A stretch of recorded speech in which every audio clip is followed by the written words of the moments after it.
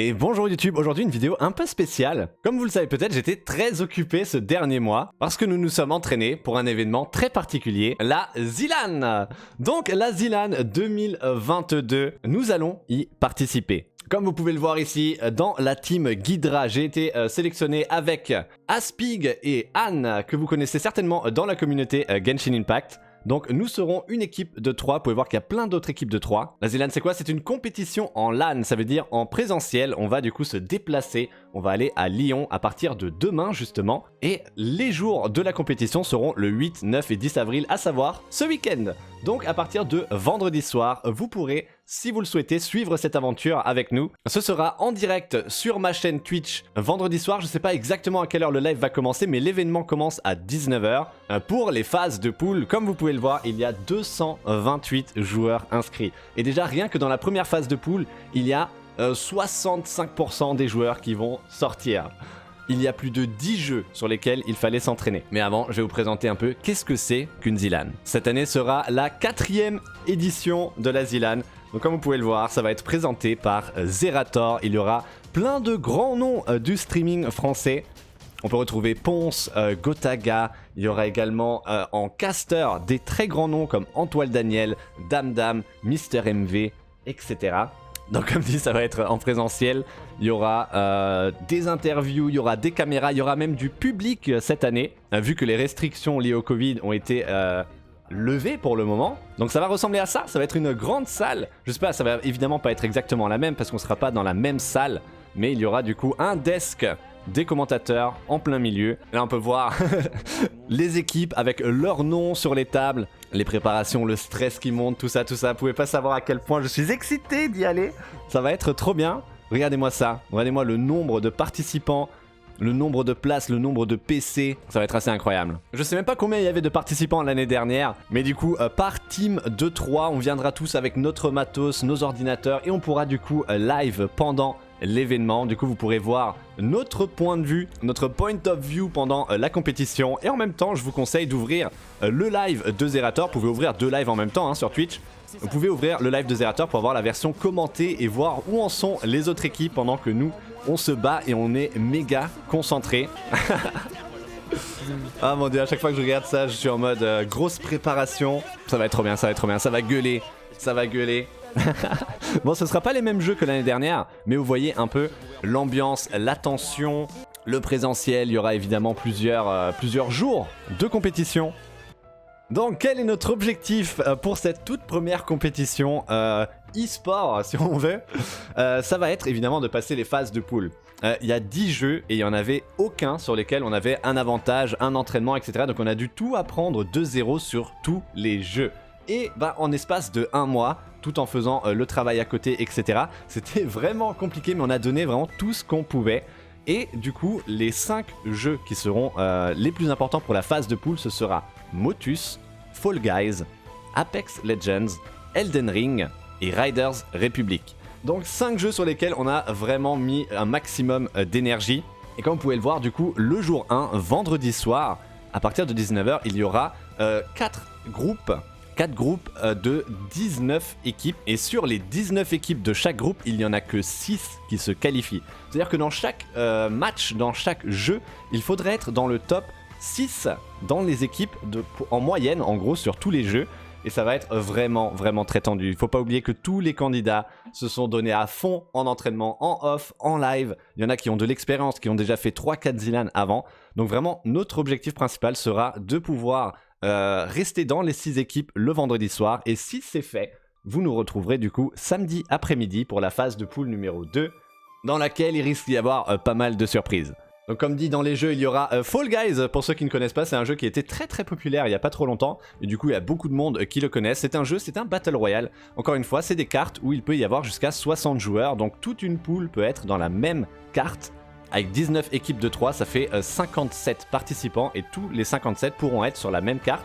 Et l'objectif, évidemment, c'est de ne pas tomber et de se qualifier pour chaque étape supérieure. Et si tu tombes, tu meurs.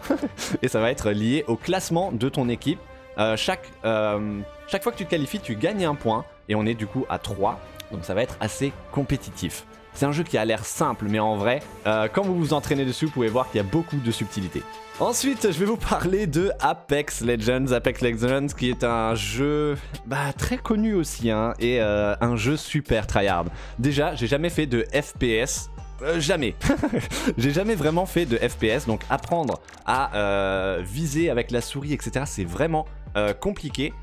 Et en plus de ça, j'avais jamais fait de Battle Royale. En gros, j'avais jamais fait de FPS PVP. J'avais fait des jeux évidemment en solo, etc. Mais il fallait beaucoup de temps pour apprendre les bases, ne serait-ce que de connaître les armes, qu'est-ce qu'elles font, quels sont les équipements que tu peux mettre sur les armes, les grenades, se soigner avec... Enfin bref, il y a un milliard de trucs sur Apex Legends. Il y aura 2 cartes lors de la phase de pool. Et il faut également connaître un peu les cartes pour savoir dans quelle direction aller, où se cacher, où est-ce qu'il y a des véhicules...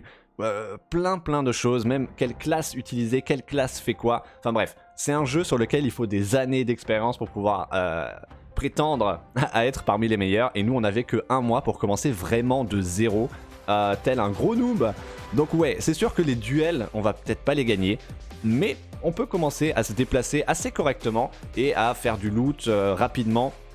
Analyser la situation, voir s'il faut fuir, s'il faut attaquer, etc. Tout ça, ça va. Maintenant, c'est la phase de combat. Bon, en 1 mois, on fait de notre mieux. Mais je pense que Apex, ça va être un peu notre point faible. Surtout qu'il y a plein de grosses équipes qui sont soit des anciens pros sur Fortnite, sur PUBG, même Valorant, etc. Ou Apex, hein, on voit par exemple la team avec Gotaga, Mikalo. Ils ont un tout petit peu d'expérience sous le capot dans ce genre de jeu. Alors que nous, avec Genshin, ça nous aide pas vraiment de faire des attaques chargées, de Ganyu pour toucher sur Apex Legends. Donc ça, c'est le 2e gros jeu de la phase de pool. Et ensuite, nous avons Elden Ring. Alors, Elden Ring, c'est très intéressant. Le format va être un peu différent parce que Apex, c'est encore un Battle Royale. Donc, les 57 joueurs seront sur la même carte. Et évidemment, les derniers survivants et ceux qui font le plus de kills gagneront le plus de points. Et bien sûr, Elden Ring, il n'y a pas vraiment de multijoueur. En tout cas, on peut pas venir à 50 sur une map. Donc ça va être fait sur une course, ça va être un speedrun en relais. Parce qu'on est 3 dans une équipe, donc en fait toutes les 5 minutes, il faudra qu'on se lève et qu'on donne notre manette à notre collègue qui va prendre la suite. Et si jamais le moment de changement c'est sous les coups de ce boss par exemple, et ben tu risques de mourir, de perdre beaucoup de temps. Donc voilà, ça sans compter le fait que de toute façon on risque de mourir parce que c'est un jeu qui est très punitif. Il va falloir battre 4 boss. Donc celui-ci, Margit le déchu, qui est une horreur, c'est une horreur. Il tape super vite, il sort des dagues, il est vraiment imprévisible. Mais on s'est bien entraîné dessus. Il y a des fois où ça passe vraiment crème, comme s'il n'y avait aucune résistance. Et il y a des fois où on peut mourir 3, 4, 5 fois d'affilée dessus et perdre énormément de temps. Donc ouais, il va être assez intéressant, mais tout le monde est à peu près au même niveau parce que Elden Ring vient de sortir. Après évidemment, s'il y a des gens qui avaient déjà joué à d'autres Dark Souls avant, ils ont des réflexes et des habitudes que moi personnellement je n'avais pas. C'est mon premier Dark Souls, mais j'avais déjà joué à sa sortie justement parce que j'aimais bien le jeu. Donc ouais, il faut battre Margit, ensuite il faut vaincre le boss qui est juste après dans le château, à savoir Godric, qui lui, pareil, a des patterns très simples, sauf s'il commence à te cracher des flammes H24 dessus, qui sont très compliqués à éviter. Donc Margit plus Godric. Ensuite il faut aller vaincre le loup Radagon, donc c'est un loup magique qui va te lancer des sorts magiques et te couper avec des épées de flammes. Enfin bref, un loup très énervé et qui est très rapide. Et pour finir, ou pour commencer, l'ordre importe peu, il faut vaincre un dragon. Le dragon qui est au tout début dans les marécages. Et ouais, chacun de ces boss peut évidemment vous one-shot si jamais vous faites la moindre erreur. Et voilà. En tout, on a 45 minutes pour compléter cette run. En sachant qu'il faudra inclure le temps du relais, que ça va être du temps IRL, donc ça prend aussi en compte les chargements, etc. Déjà, rien que le fait de terminer, je pense que ça nous classerait déjà dans le haut du panier, parce que c'est assez compliqué et les erreurs perdent beaucoup de temps. Mais Elden Ring, mes collègues en tout cas sont très solides dessus. Aspig et Anne sont très réguliers, donc on a bon espoir pour Elden Ring. Et ensuite, 4e jeu de la phase de pool que nous avons bien train, ça va être Riders Republic. Riders Republic, c'est un jeu de Ubisoft, c'est un jeu monde ouvert, un peu comme Forza, mais en version montagne, ski, parapente, vélo, du sport en gros dans les montagnes. Et dans ce jeu, il y a un mode qui s'appelle les Mass Race, donc les courses en masse, et c'est vraiment le cas, il y a jusqu'à du coup 60 joueurs qui peuvent partir sur la ligne de départ. Et après vous allez voir le gameplay, il y a du snowboard, il y a vraiment de tout. Et c'est très dynamique, c'est très dynamique. Et avec 60 personnes, je rappelle qu'il y a des collisions. Et ça rend le truc très aléatoire. Un peu comme dans Fall Guys, hein, tu peux marcher tout droit sans problème jusqu'à ce que quelqu'un vienne t'attraper ou te pousser, etc. Et bien dans ce jeu, c'est pareil. Tu peux avoir la trajectoire parfaite, mais tu peux être collé à un adversaire et il peut te faire décaler de 50 cm, 1 mètre. Et tu te prends l'arbre et tu perds 10 places. Mais en dehors de ça, il y a du coup 3 courses différentes avec à chaque fois 2 ou 3 sports qui s'alternent. Et c'est très dynamique, c'est très punitif également. Tous les jeux qui sont dans la phase de poule sont très punitifs.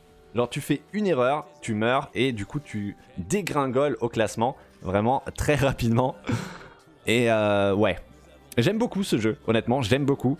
T'es bien concentré, il y a des belles sensations. Et si tu connais tes trajectoires, tu devrais t'en sortir. Il faut aussi savoir jongler avec la prise de risque, parce que si tu rates, tu perds beaucoup. Et si tu gagnes, est-ce que tu gagnes tant que ça ? Il faut voir, encore une fois, je rappelle qu'il faut être dans les 6 premières équipes sur 19. Donc il faut un peu garder un œil sur notre classement pour savoir s'il faut prendre des risques ou non. Et voilà, donc celui-ci va être un de mes favoris, honnêtement, c'est un de mes favoris. Riders Republic, Fall Guys, j'aime beaucoup les deux. Et ensuite, ça va être Elden Ring, puis Motus. Et pour finir, ça va être Apex. Même si, honnêtement, j'aime beaucoup le jeu Apex, c'est juste que j'ai pas eu assez de temps pour faire quoi que ce soit, en fait. Et pour finir, nous avons Motus. Motus qui a été renommé Tuzmo, évidemment, pour la Zilan édition. Bah écoutez, vous connaissez tous Motus, hein. L'objectif, c'est de trouver un mot. Et ici, ça va être de trouver 5 mots en moins de 10 minutes. Alors pour les experts de Motus, j'ai regardé une émission l'autre jour, c'est plutôt trouver 10 mots en 5 minutes. Nous, ça va être trouver 5 mots en 10 minutes. Et vous pouvez voir que ça commence avec des mots à 5 lettres. Et je crois que ça monte jusqu'à 8 lettres. Donc là, par exemple, vous écrivez lapin, vous validez. Ça vous dit, ok, le L c'est juste, il n'y a pas de A, P, I, N. Ok. Donc on va tester livre. Voilà. Du coup, là on sait que le V, le R et le E sont corrects. Donc qu'est-ce qu'il peut y avoir comme dernière lettre ? En vrai, c'est pas si simple. C'est pas livre, qu'est-ce que ça peut être alors ? L'ovre, l'uvre, lèvre, lèvre, voilà. Une lèvre, correct. Et du coup on passe au prochain mot et vous voyez qu'on a un timer ici, 50 secondes. Et là on est déjà passé à un mot de 6 lettres. Et c'est super prenant comme jeu, mais il y a des mots évidemment qui sortent de nulle part, des mots que vous avez jamais entendus, des variantes de mots, il y a aussi les féminins pluriels. Vous allez voir un mot qui peut passer en 5 lettres, qui passera aussi en 8 lettres parce que tu rajoutes E, E, S à la fin, etc. Donc parfois c'est logique et à peu près simple, et parfois ça peut prendre un quart d'heure pour trouver un mot, et malheureusement on n'a que 10 minutes pour tous les trouver. Si jamais on a 6 essais pour trouver chaque mot, et si on ne les trouve pas, eh bien on a une pénalité. En gros, chaque essai compte comme un essai. Donc par exemple, j'ai trouvé le mot lèvre en 3 essais, donc ça me fait 3 points si on veut. Et en fait c'est l'équipe qui a le moins de points à la fin, un peu comme au golf, qui va gagner. Donc par exemple là, si je fais 6 essais, ça compte 6. Mais en plus, je n'ai pas trouvé le mot, ça fait une pénalité de 4, ça fait 10 points pour un mot pas trouvé. Donc je serai à 13 et ensuite je passe au mot suivant.